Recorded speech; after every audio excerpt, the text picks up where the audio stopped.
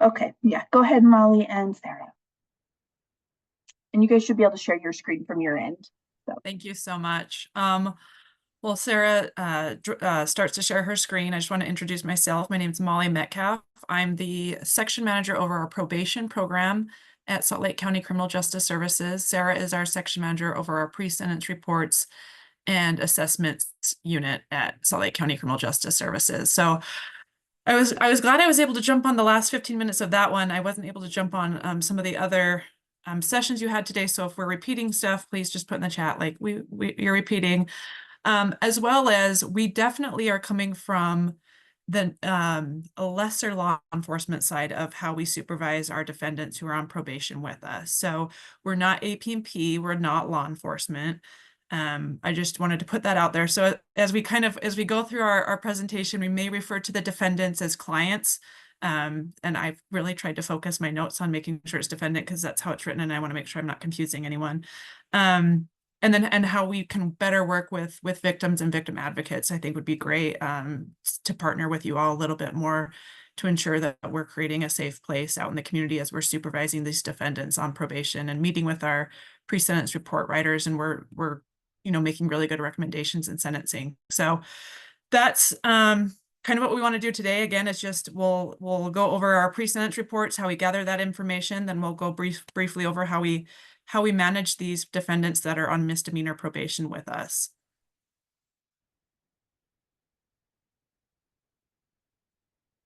Okay, I will jump right in then.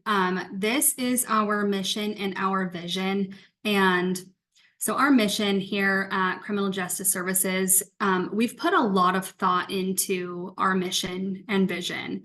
We provide alternatives to incarceration. We promote behavior change and use evidence-based practices, which include assessments.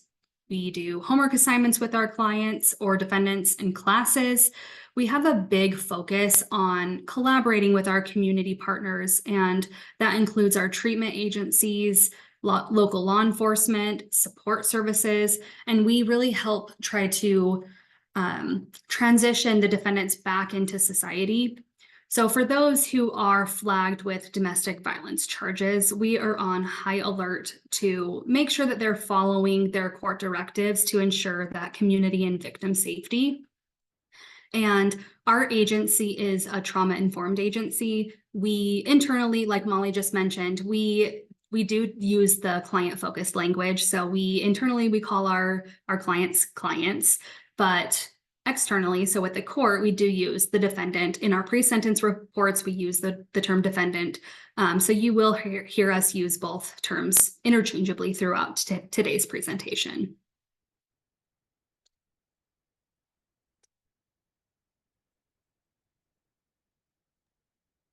Okay, so Salt Lake County Criminal Justice Services is kind of unique because we do touch different ends of the criminal justice system. Today, again, we're going to focus mostly on those pre-sentence reports, connecting with you all, working with victims, with your victim advocates, as well as probation services. But I did want to mention that we also do have our pretrial services and our specialty court services. Pretrial services, this is also jail screeners. So I'm not sure if you guys have a lot of communication with jail screeners. They're kind of making that determination on release. Some of these charges, these DV flag charges, will go to a judge to make that determination. But we do have our jail screeners that are meeting with these clients, doing that PSA, which Sarah, you might have to jump in and remind me what the PSA stands for. It's the public safety assessment. Yeah, so they will complete that public safety assessment to determine how they're going to supervise these clients should they be released on pretrial, right? And remembering that our pretrial case managers, they're going to really operate under the premise that these individuals are presumed innocent until proven guilty. So they have the least restrictive release conditions. They're going to monitor for court compliance. So if a judge does put in a pretrial release requirement, they will monitor that, and they'll monitor for new criminal activity, but their main goal is to make sure that these defendants get to court on these charges. Then they will also supervise both felony and misdemeanor. So our pretrial service, those case managers supervise everybody. Our specialty court services also will supervise felonies and misdemeanors. But they are more targeted to substance abuse charges. However, we have noticed that a lot of clients that are going through our specialty court services may be victims in other crimes. So knowing as we're going through this presentation, as Sarah and I were putting this together, we were like, yes, we're kind of focused on telling you guys how we are going to monitor compliance of court ordered requirements with the defendants when they get sentenced to us, but also we recognize that a lot of the defendants working with us may be victims as well in other crimes. And so we want to make sure we're offering them referrals and resources. So again, creating this, I was like, oh, I don't know that we work with a lot of victim advocates a lot, but I think we probably do without realizing it, or we probably could more without realizing it to support those clients of ours, those defendants of ours that are going through some other cases where they may be the victim. So again, today we'll focus more on reports and assessment services, and then how we are going to supervise that client. And in this scenario that guys that you did the Derek, how we would supervise Derek.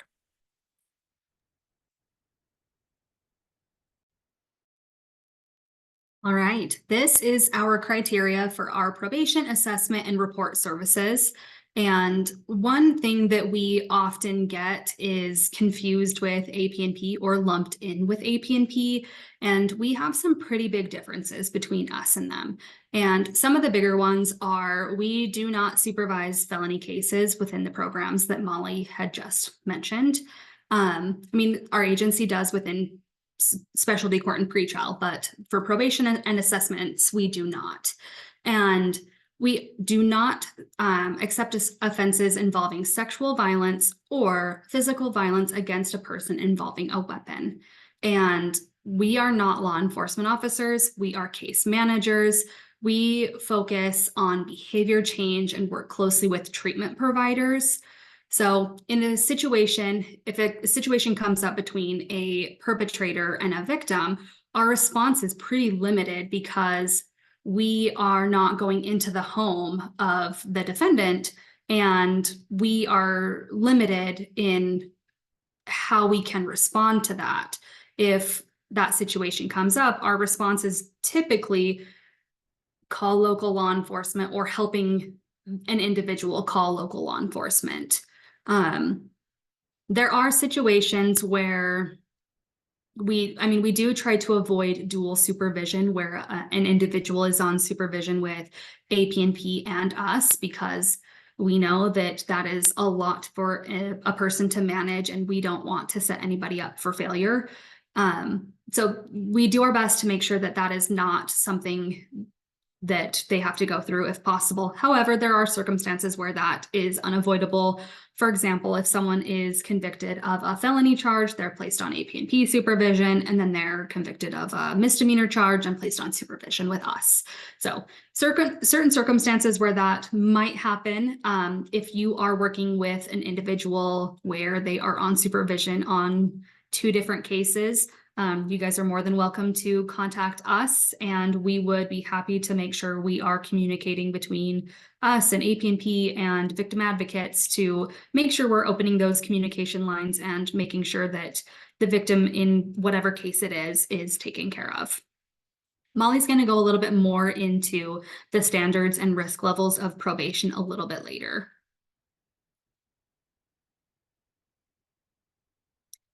Now we're going to move into our pre-sentence reports.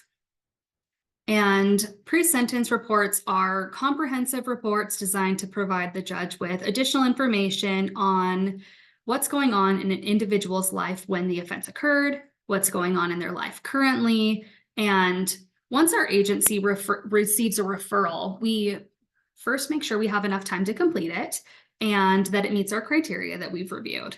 Once we do that, the case is assigned to a case manager. And then we complete what we call a file review. And that includes reviewing some key documents like the arresting officer's report, the defendant's criminal history, incarceration records. And we do that prior to completing a client interview. And that helps us identify patterns of behavior and allows us to use that information to create some additional probing questions when we are interviewing the client to hopefully gain some additional information. From there, we will do a risk need assessment, which is the LSCMI, and that helps us support our sentencing recommendation. And some of the questions from the LSCMI include pertaining to domestic violence, could be describe the relationship with whomever the victim was within the past year. How would you rate that relationship on a scale of 1 to 10? What are the characteristics of that relationship? Who do you think was affected by your offense? From your point of view, why did you get charged with your current offense? If you could go back to that day and change something, would you? If so, what? And then that just helps us kind of get into the mindset of that defendant and where they're at, and kind of just obtain some additional information for that report.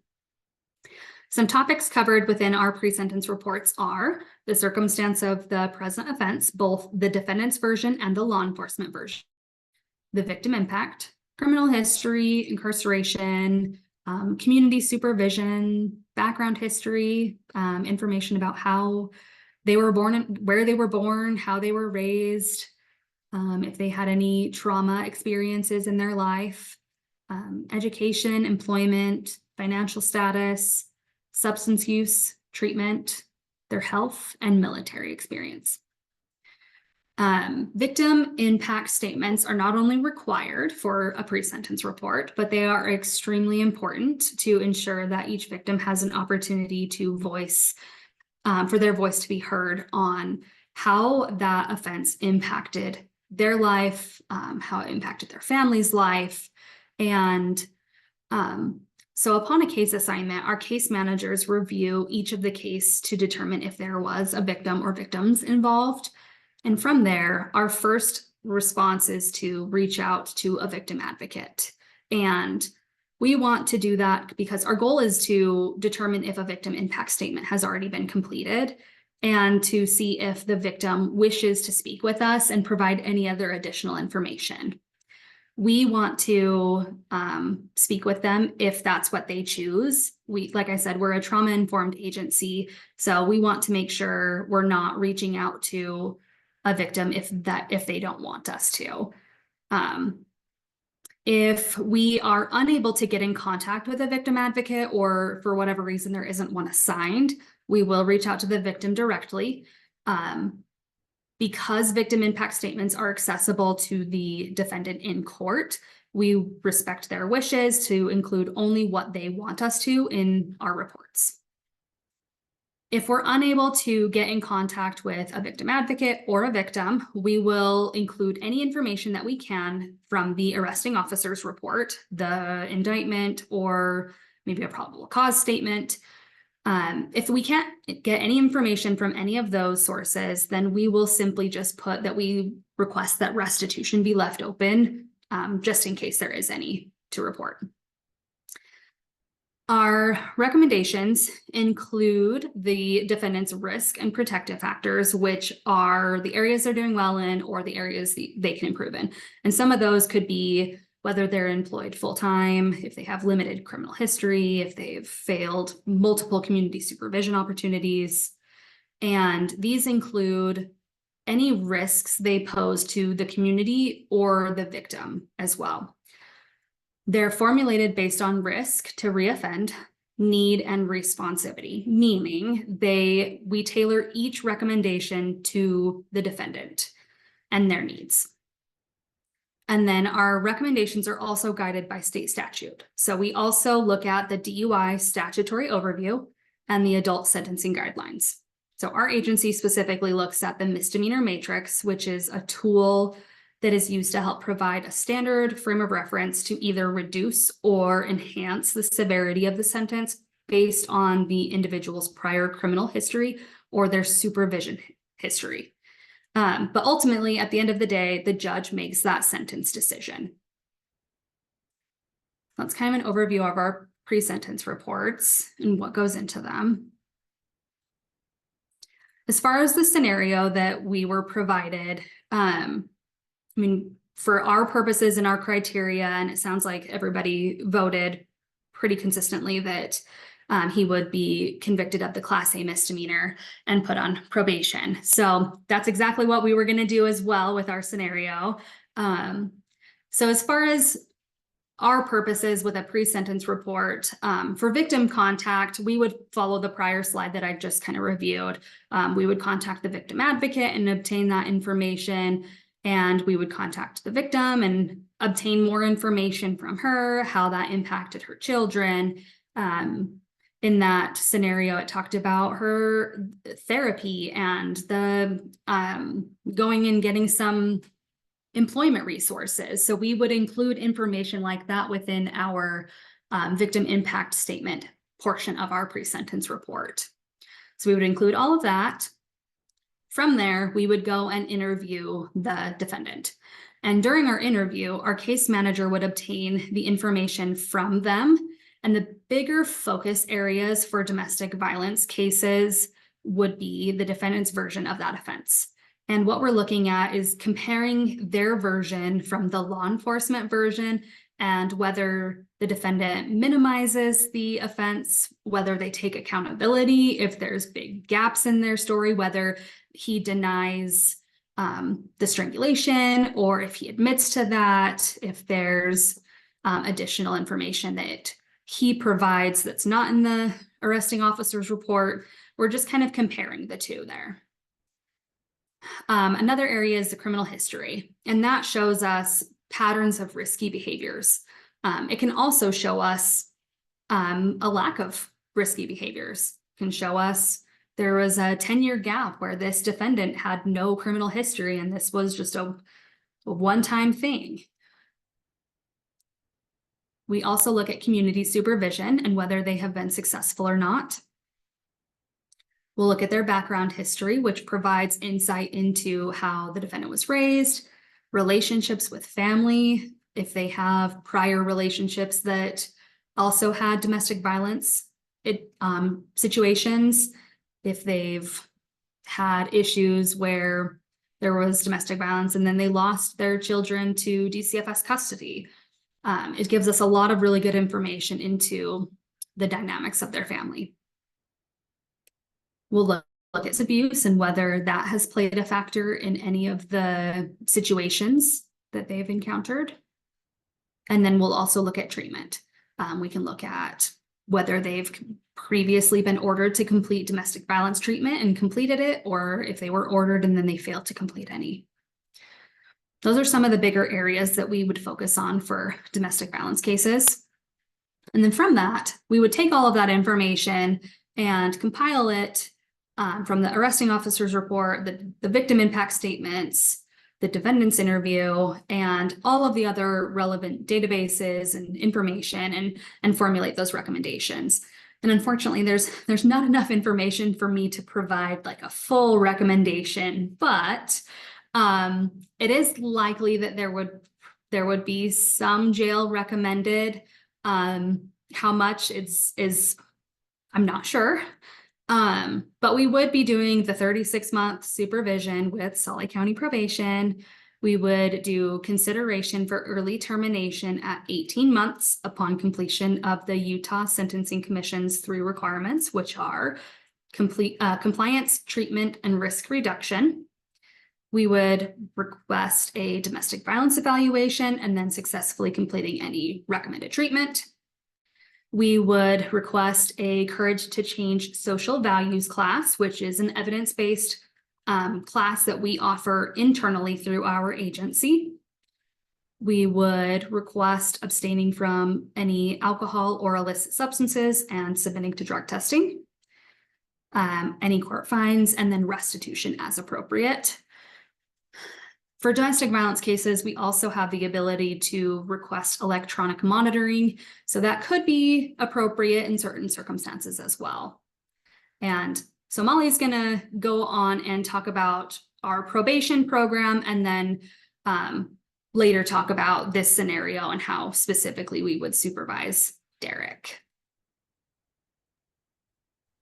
Hey, thanks, Sarah. As she was talking, I did want to mention too, In our specialty courts, we also have a veteran court that we supervise. We work closely with Unified Police Department as well as AP&P with that court, but we do actually see a lot of domestic violence offenses come through that court that we work really closely with those clients. So we partner and meet weekly with the Veterans Justice Outreach Coordinator, the VJOs. And so if that's something too that we can also like support and make sure that we're connecting with you as victim advocates or keeping in mind the victims in those cases, like that's just it, that popped in my head as another area that we could probably bridge some communication with our veteran population, because we are really working to flag our clients that are in the veteran population and you know, different types of assessments and the way we're asking questions to that population and those clients. So if you guys have good insight on that,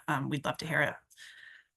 So supervision by risk, I loved that Sarah brought up, we do, you know, follow the sentencing guidelines, that risk management, risk reduction. So what does that mean really?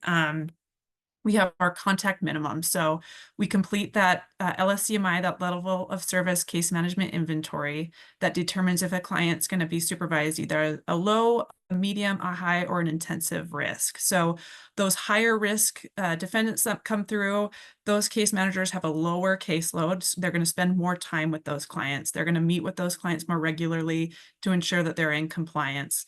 We really want to focus on making sure that we're following our due diligence in terms of like liability, and we're really communicating to the court what's going on. With that responsivity piece, we want to look for opportunities to remove barriers and that we're not creating additional barriers. We're providing them referrals, and again, responding appropriately to those compliant and non-compliant behaviors. We partner with the defendants with client success plans. This has changed. I'm sure you guys have heard like case planning, behavior change planning, client success plan. So that name's definitely interchangeable. But we really want to make sure we're targeting those high risk, high need areas that are in that LSCMI. And actually recently at our agency, we were only doing, and I don't know how many of you guys are familiar with the LSCMI or if it was already talked about a little bit earlier today, but we were only doing part 1 of the LSCMI, and we just, I want to say a year and a half ago, maybe started implementing this second section of the LSCMI, and that really targets personal problems with criminogenic potential. So it's really asking questions about kind of like if they're intimidating, controlling, we're learning a little bit more about that, their social skills. Sorry, I'm looking at it because I just pulled it up as I was thinking about this. Just past physical assault when they were the perpetrator, weapon use, stalking, harassment, fire setting, organized crime, gang participation. So we really have started asking more questions. So once those clients get that assessment done and come into probation, our case managers are going to look up that PSR, look up that that interview that was done with those case managers, review it and go, okay, this is how this client's coming to me. I'm going to target this client this way. I'm going to target these areas. This is how I'm going to approach this client. We've also seen quite a few, we've had a lot of newer case managers come through our agency, and we've really upped our training as well on client manipulation and making sure that our case managers are supported and they're prepared for possible client or defendant manipulation as they meet with us for probation. And that court communication, we're going to update that court, the prosecution and defense as needed to address those court-ordered expectations, whatever they've been sentenced to, due dates and deadlines, in order to help guide decisions should we not be available to attend court. So our court reports, we want to make sure they're very detailed. They have information in them. If we have collateral information, we'll input that into the court report as applicable. And then early termination, I did kind of hear at the last one, they were kind of talking about not really early termination, but we do have a requirement that should those clients or defendants meet those the recommendation requirements of maintaining or reducing risk, maintaining compliance and stability in the community, and any treatment recommendations, that we're going to request that early termination. If not earlier, definitely at that halfway point of what they've been court ordered to. So if in Derek's case, he met all 3 of those requirements halfway through his 36 months, we would send that court report requesting early termination. And at most of the time on DV5 cases, what we see is either the judge doesn't approve early termination because they want to keep them on supervised probation, or they get transferred over to court supervision. So that client still has some sort of supervision. It may just not be with us anymore because we don't want to over supervise a defendant if not needed.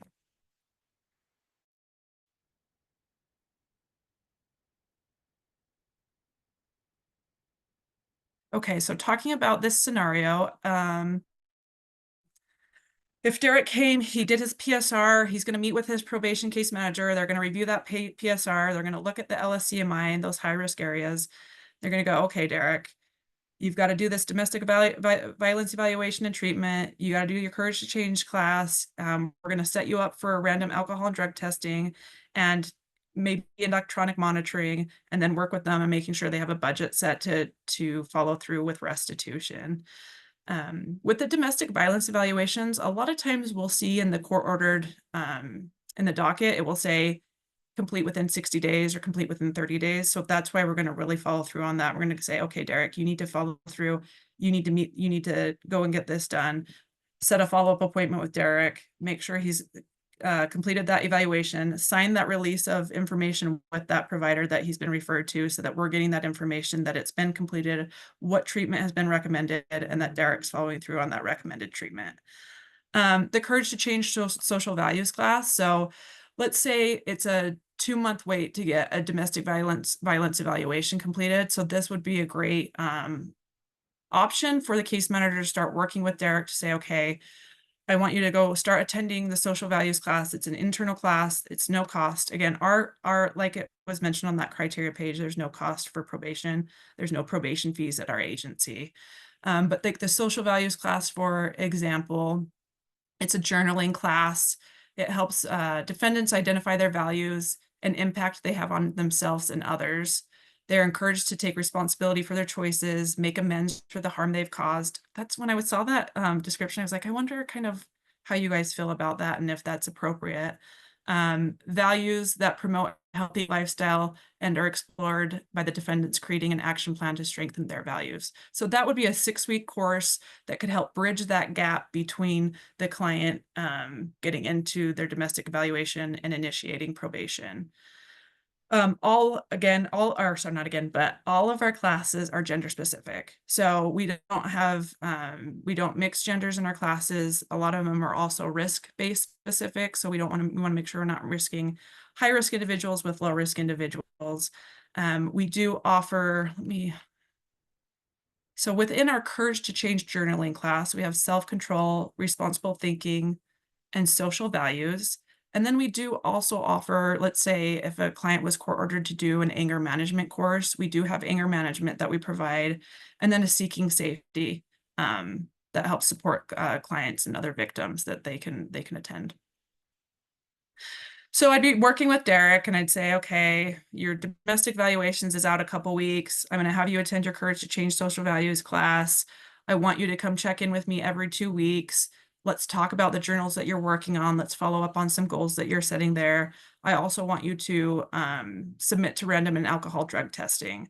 So I didn't see in the scenario, but I may have just overlooked it, that there wasn't like a specific mention of a certain substance that was used. So it didn't say like they were drunk or there was meth found in the household, or I didn't see anything like that. But if that was the case, we would definitely target those substances in our drug testing. So that case manager would say, okay, I'm going to make sure, and I'm not going to tell the defendant this, but I'm going to make sure that alcohol is rotating on that panel all the time so that they're constantly being tested for that. Or I'm going to look at their risk assessment and I'm going to see that they started using heroin at this age, and they started using like this at this age, and their drug of choice is now this, that we're going to put that into the rotation as well. And a lot of times it's to support the defendant as they're going through treatment, and not so much as like a gotcha, right? Because if a defendant comes to us and says, hey, I just used yesterday, I as a probation case manager, I'm not going to say, okay, go spend $20 to go do a drug test that we already know is going to come back positive for this substance. So we do want to make sure we're being responsive to clients that way. We can put that in the court report, right? The client self-admitted to to use on this date, should we need to address that if the client becomes non-compliant. Electronic monitoring, we partner with agencies out in the community with that. Those typically, again, have due dates and deadlines that we're going to follow up on that are provided by the court. If not, the case managers will provide a due date or a deadline, and then we're going to get those updates from that community partner agency. Responding to compliance and non-compliance. We see it both ways in our agency. We have clients or defendants that come through that some of them may have already started their substance abuse or domestic evaluation treatment. They may be like, hey, I'm 3 weeks in. Like, I already started this. I knew it was something I was court ordered to do it. I wanted to show the judge that I was willing to do it. And that's great. And that may also be the defendant that is showing up for all their drug tests, and they have negative drug tests and they're drug free, and they have a long length of sobriety days that they can show to the court, and they complete their courage to change social values class and are really active and bring their journal to their case manager appointments, and they've set those goals and they're achieving them. And paying up on the restitution. Though that's the defendant, right? That probably at that halfway mark, we're going to do another assessment. Hopefully they've maintained or reduced that score, and we're going to say to the judge, hey judge, this defendant's met all these requirements. We're recommending early termination from our supervision. Now we can also have Derek go the other way, right? He can come and he can fight that domestic violence evaluation, come up with a lot of excuses of why he can't get it done, or that it was closed every time he showed up, or he can't pay for it because he's got this bill and this bill. And so maybe the case manager is going to go, okay, I'll work with you a little bit. Let's request an extension from the judge because you are coming to our appointments. You are answering my phone calls. You are doing your drug testing.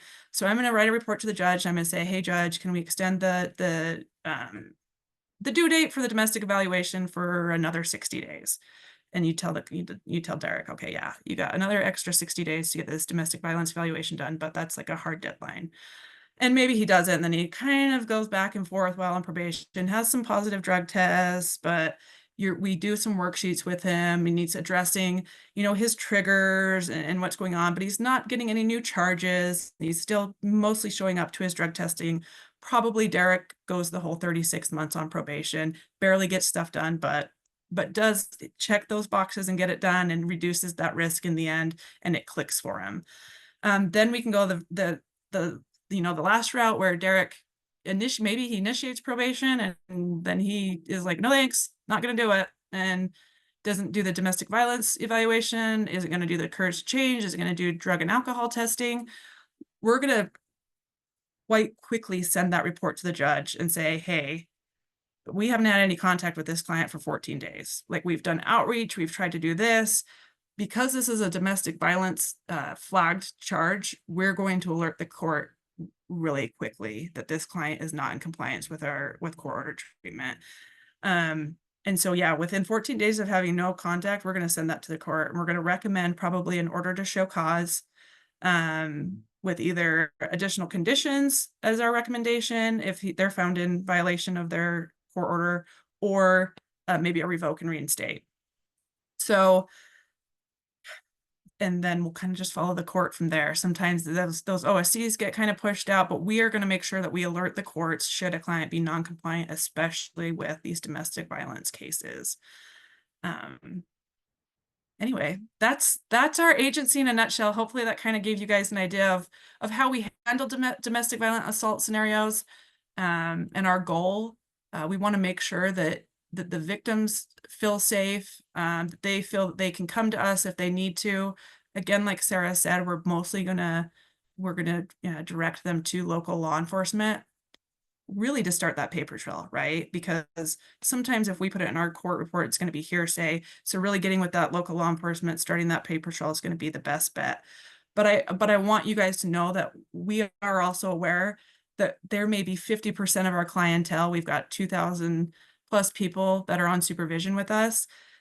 It's possible that a lot of them are victims as well, that are working with you guys on other cases, or other scenarios. So if we have clients on us, that if you are working with clients that are on supervision with us for something that has nothing to do with one of their cases they're working on with you, let's work together. Let's make sure we're supporting those victims, as they're working through the system and getting into treatment and getting support and help. So thanks, you guys. Thank you so much, Molly and Sarah. Is there any questions? Such good information. Takes a minute to It's a good thing or a bad thing to be at the end of the day. yeah. It's good. Well, we kind of wanted it to go the flow of the day, so that's, you know, the flow of the case would be, so probation is that final stage, right? So but yes. Okay. And thank you so much. I really do appreciate it. And I think just being aware that, you know, reaching out to your office, if there are questions on it, that the victim can ask you guys questions. You know, sometimes it's just that unknown that is scary for survivors. And so just, you know, making sure they're aware that they can have contact with the probation officer and probation agency, I think is really good to know. So any other questions? Okay. And I know with like the Board of Pardons, they can look up like a case. Is there anywhere that's like a public record that they can see if someone's on probation? I believe, and Sarah, correct me if I'm wrong, but I believe that the court dockets are all public record. So you can see if a client has been sentenced to us or APP or like good behavior or court supervision. Yeah, so exchange, they could see that in exchange if they were, but if maybe, okay, that's what I thought. It's been a minute since I oh, sorry, no, I was No, gonna go say, ahead. if someone reaches out and says, hey, I want to know if this person's on supervision with you, we definitely can say yes or no, right? We can't release information of like how they're doing in treatment or if they've initiated treatment. And so if there's a release of information, we can give that, but we will say, yes, they're on probation, and typically can give the probation officer's name at the same time as well. Awesome, that's good. That's good to know. Perfect. Well, any other questions from the group? We really do appreciate it, Molly and Sarah. Thank you so much for taking the time to come and talk with us a little bit about that probation process and what it looks like. So we really appreciate it. It was great information. I believe, did we upload their presentation as well, Beatrice? Sorry. Okay. Perfect. Yes, thank you. We would love to have, if you guys don't mind taking a minute to fill out the survey, let us know how you felt about the training. If there's topics that you would like to see discussed at another SWAVO, please put that in there as well. We would love to have that. A few announcements that we forgot to announce in the morning, because we do have some slots on our SWAVO steering committee. We only really meet quarterly with that committee. That you can, I'm sorry, let me just remember to stop recording. We don't need to